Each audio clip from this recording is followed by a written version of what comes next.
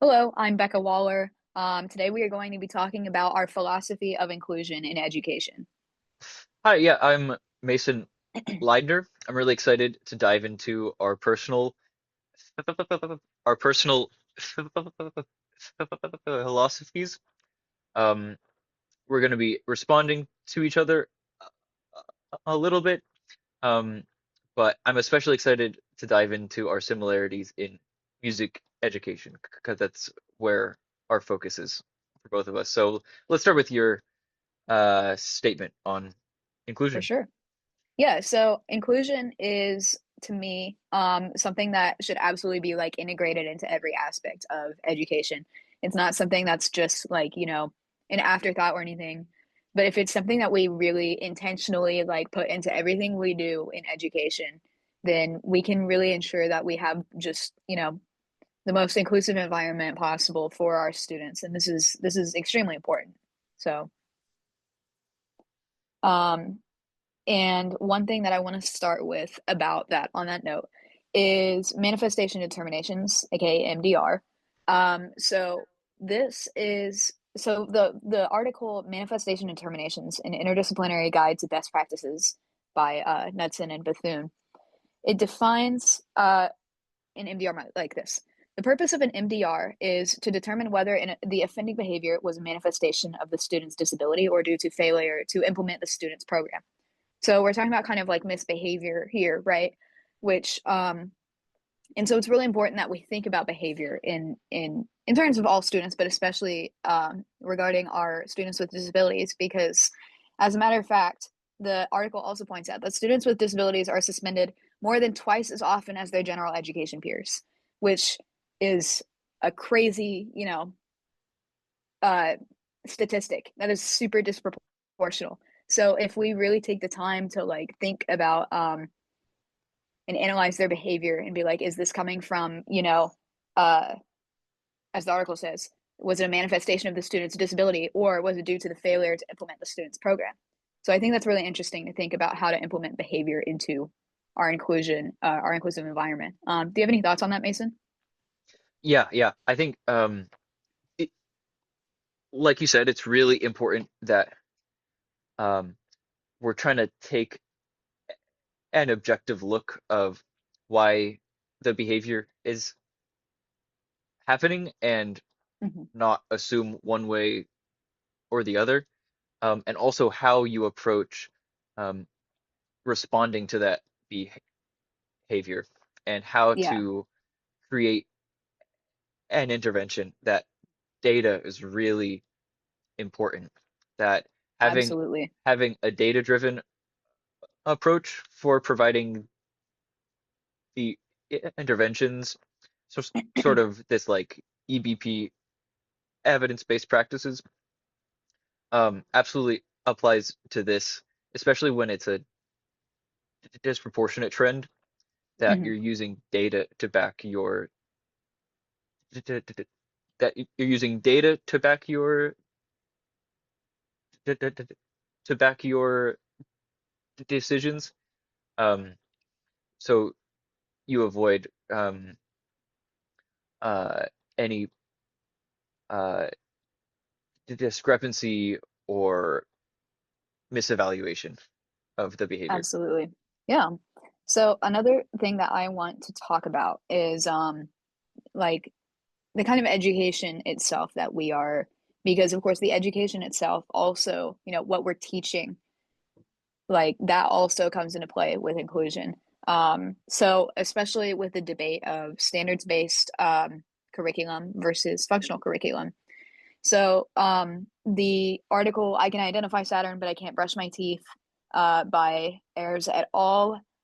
Um, that article goes into functional curriculum, which talks about like really teaching the students skills that they need to become successful as a person in life, not really so much related to academic success as much as standards based instruction is. And so that article, Seven Reasons to Promote Standards Based Instruction for Students with Severe Disabilities by Cortate et al., which gets into more of a focus of teaching the content, teaching the academic content, because as they argue, students with disabilities should have access to the same education, like the same material as the rest of their peers.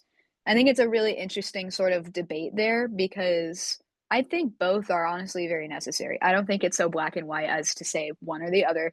I think that both are needed, and it's entirely dependent on the student's individual needs too, and what we have observed as the teacher, what the student needs. So this is, really requires a an in-depth awareness of your students, a knowledge of them, and how their disability manifests for them, and what's tricky for them, what's what comes easy for them, all these things. So I think it's an interesting debate there. But do you have any thoughts on that? Yeah, I also thought those two articles were really interesting in this balance and this how do you strike that balance? How is it different for certain students? Um, I think Mm-hmm. a really great thing to keep in mind that I pulled from the IDEA is that disability dim does not diminish the right of individuals to participate in or contribute For sure. to society, a- Hmm. and that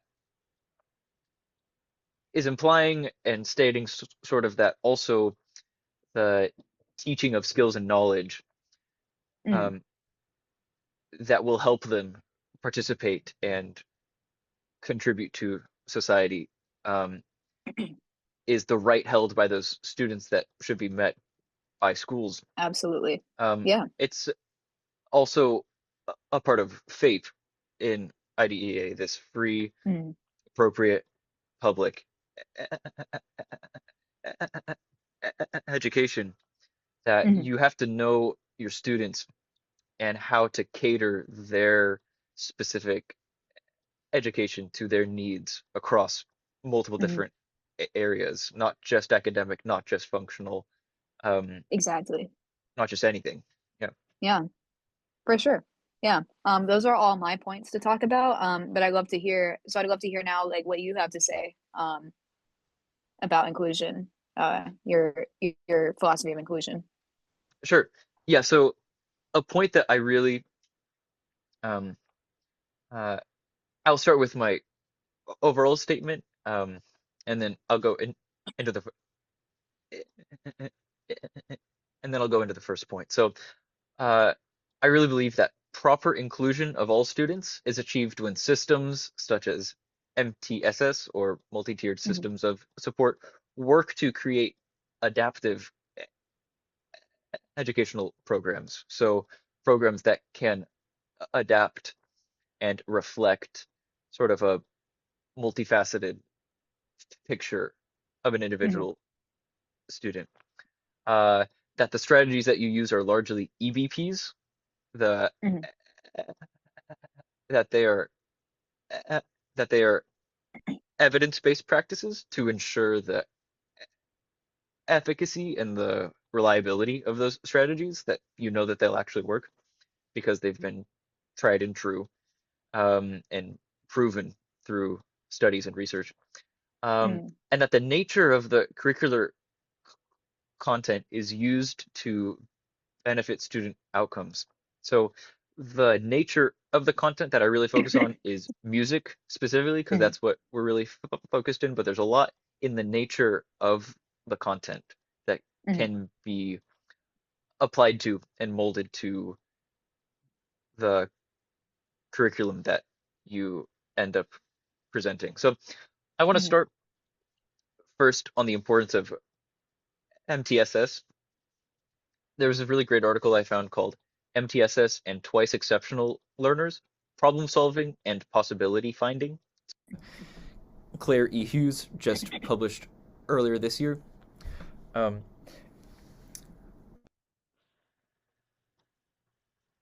Especially looking at these cases of twice exceptional learners where they have a disability in one area but are highly uh, where the where the disability is causing them to be below the average or baseline, but then in a different area, they are above the baseline. And it's a sort of duality in these Hmm. students that really highlight why MTSS is really important, um, and can Yeah. also bridge in this uh, philosophy of including all these different sides of students. So she touches on a lot how special education focuses on problem solving, addressing specific learning challenges, and removing barriers to access and success.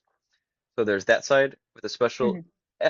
education of um, what are the barriers, and then on the other side, gifted education emphasizes possibility finding, nurturing Hmm. potential, and identifying opportunities to extend and enrich learning. Right. Um, and that by and they argue that by incorporating the problem solving approach of special education with the possibility finding mindset of gifted education, that educators can create a balanced MTSS system that Hmm. supports these learners in all of their needs, ensuring their challenges are addressed without neglecting their capacity for exceptional achievement. Hmm. Yeah. And I that with, really oh, mhm, sorry.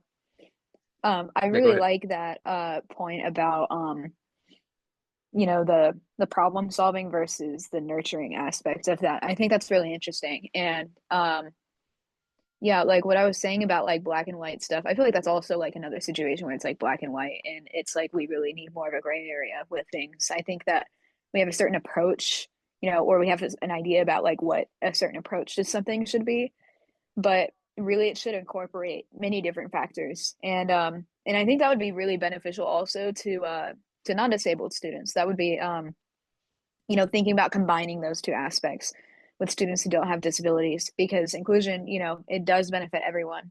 And so I Mhm. think that would be great for them too. But yeah, I just thought that was interesting. Yeah, yeah. Um, Sort of going into my last point about specifically um, how the content or the nature of the content that you're teaching can help um, inform the intervention or can Hmm. support the type of intervention that you can give. With music specifically, there's a lot of great research about music's unique ability to reach students with disabilities in Hmm. perhaps different ways than other subjects. Um, Yeah. uh, there's this article by Cameron Segal, also from earlier this year, called Creating Space for Students with Profound Intellectual and Multiple Disabilities to Construct Meaning in Adaptive Music Classrooms. So, profound intellectual and multiple disabilities is often shortened to PIMD in this Hmm. article, and they make up just about 1% of the population, give or Right. take. Whereas uh, intellectual disabilities in general only present about 3% of the population. Hmm. Um, the focus on this group was really interesting because it talks about the nature of music and how it can reach these specific students. Hmm. Um, Yeah. they specifically talk about that um, providing a music education for students with PIMD that focuses on the art of music, i.e., an Hmm. aesthetic viewpoint, and the act of music making, i.e., a practical Yeah. viewpoint, is essential to provide an equitable music education. So you have these different facets of a music education, Hmm. one that's more aesthetic in the artistic side Hmm. and the practical side, um, Yeah. like the act of music making. And both of those can Yeah. have really great benefits for students. across the board. Um, Hmm. that music has this power to reach across these reach across these to reach across these barriers, and especially for personal like meaning and aesthetic and appreciation of art. Hmm. Uh, they have this great point that providing developmentally appropriate, individualized opportunities for musical experience is essential to respect the personhood of students with PIMD. That the sense of self, that the ownership of their education is really benefited by music. Hmm. They go on to cite Regelski, as they said, uh, they talked about the opportunity for individuals to create personal meaning through music. They said, knowledge and meaning are not received ready-made. Rather, they Hmm. are Absolutely. rather they are constructed by each individual. And so Yeah. this meaning and knowledge across any field um, is built by the student themselves, and that they can Hmm. take ownership in their learning, um, and especially with music that's so based in self-expression, Hmm. um, of often often uh, intangible things or ideas or feelings or moods, um, uh, specifically for nonverbal students. Actually, the nonverbal nature of music can be really, really helpful Yeah. for access with those students. Another great article um, uh, about this group that created an interdisciplinary music intervention called Soundscape was specifically targeted for adolescents and young adults on the autism spectrum, Hmm. by G.R. Greher. Um, and through this, they noted how the music making activities incorporated into the Soundscape program required students to create and reflect on their work, allowing them the opportunity to attach personal meaning to their learning. Hmm. Um, and that music can present us with moods and emotions that we don't necessarily have to have experienced to comprehend, and in subtle ways that go beyond the scope of language. So that really music has this innate power to reach across barriers of language, of experience, of social, of social emotional skills, um, that students can really take ownership of in their learning, Yeah. and can gain more than just academic skills that they would maybe also be learning in other subjects, but this aesthetic uh, uh, aesthetic appreciation for music and arts that is really unique to this subject, can be really helpful for like for socialization.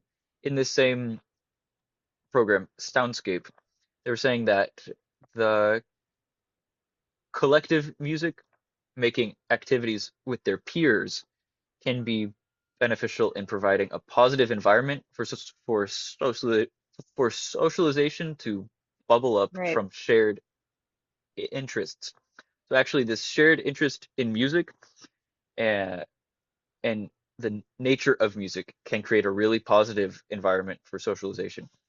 Hmm. Um, what are your thoughts about uh, sort of the nature of music of what we do? Right. I think those are all really interesting points. And as a matter of fact, I think I really like that you were talking about like the students taking ownership of their musical experience and like kind of assigning meaning uh for themselves to the musical content. That actually really reminds me of that article that I read about standards-based instruction, there's a quote that says, increased academic competence adds to the options students.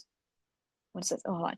Increased academic competence adds to the options students with severe disabilities will have as adults for jobs, leisure activities, and overall independence.